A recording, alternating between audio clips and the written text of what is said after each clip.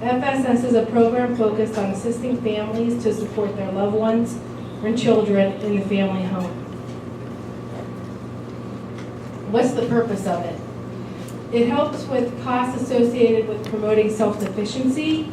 It helps to further the unity of the family. It helps to enable the family to meet the needs of individual with disability. In other words, it's about providing a little extra support for those who really need it. Who can apply for approval? County board eligible individuals can apply, but there are some requirements in order to be approved. The person needs to be a resident of Stark County, and the individual must live in the same home as family. And that can happen all kind of different ways. Okay, this is probably not inclusive. So parent, spouse, grandparent, cousin, brother, sister, daughter, son, aunt, uncle, guardian.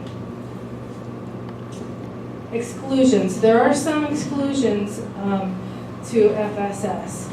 FSS funds are not available if the person already has a home and community-based service waiver, an IO waiver, a level 1 waiver, a self waiver, or other funding or another funding stream. It's not available for adopted children who receive a subsidy.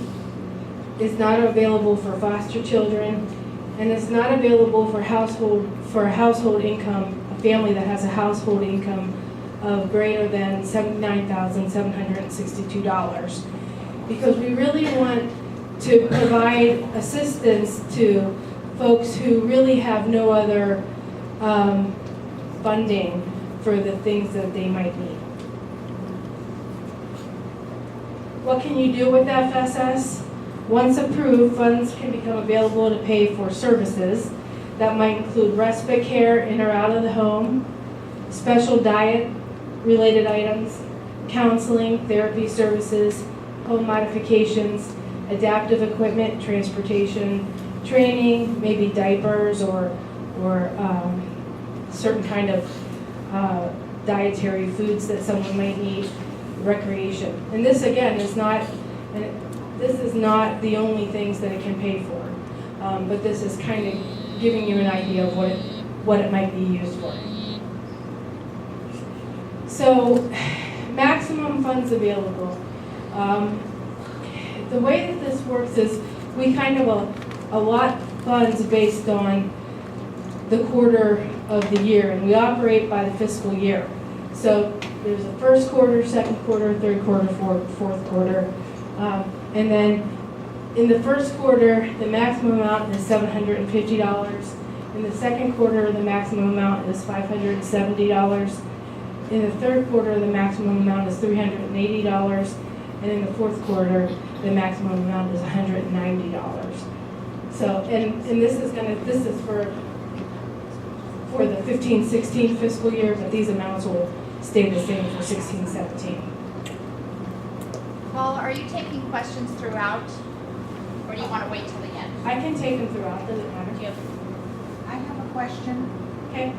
What are the reason that there are some people that would be eligible for that? Why, is there not enough waivers available?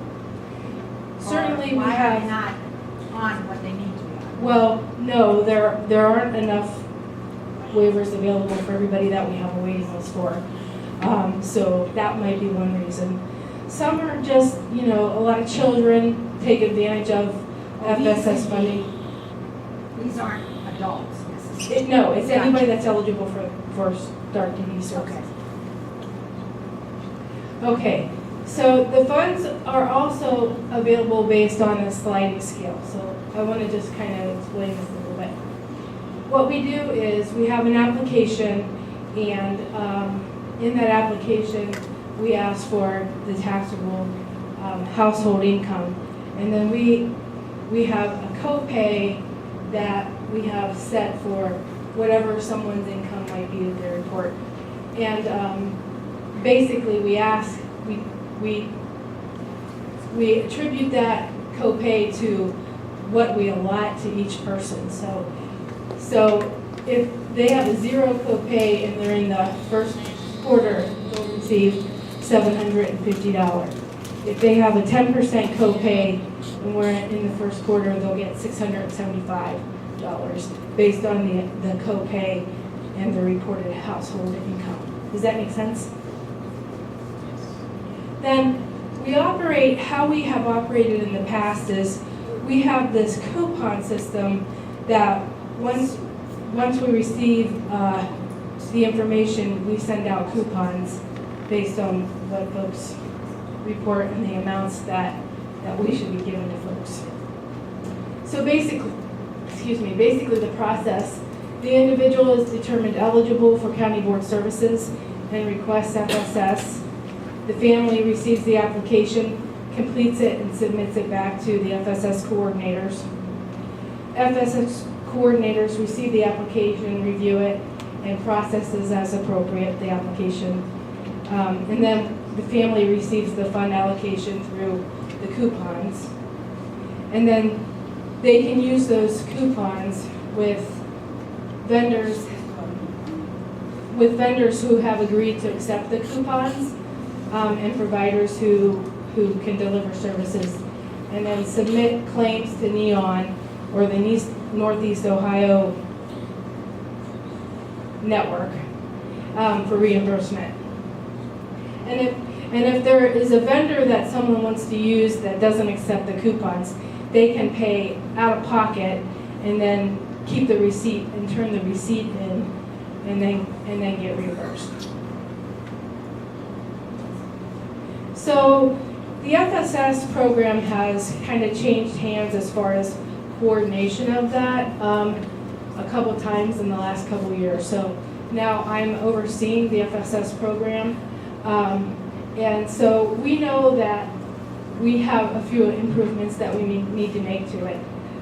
We want to have less forms and make it a little less complicated for folks.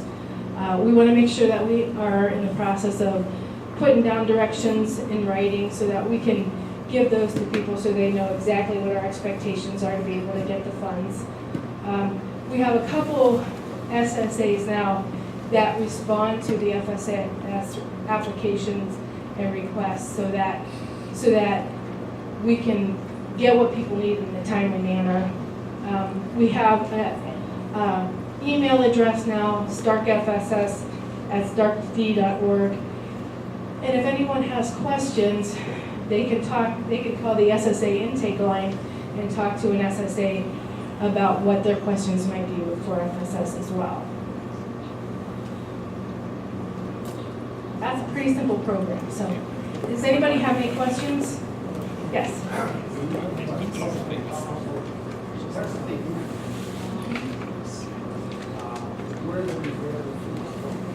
Just what people report to us. Yes.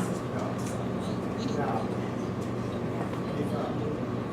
if your client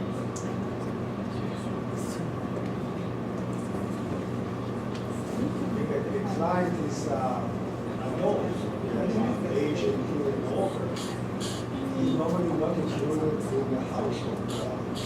That's either result, he or she will be. Right. So FSS is really geared for folks that are living with their family.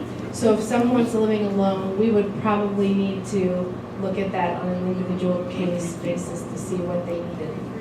when you apply for, or you review your Medicaid every year. Right. Or every other year. And what is it, for instance, our household, really, in my income, going on about my son, Right. which is probably only $79,000. So how do you look at that? Well, we're not looking at it like Medicaid. We're looking at it as an assistance to a family. Okay, so really that's the way that the program is set up is as a family, somehow a family unit that we're assisting. Okay. Any other questions? I went back, so some people had wanted to make sure they could get that phone number written down. Thank you. Wants to trade me out. All right. I guess now I'll introduce Josh Young. He's an SSA supervisor and he's going to be about ice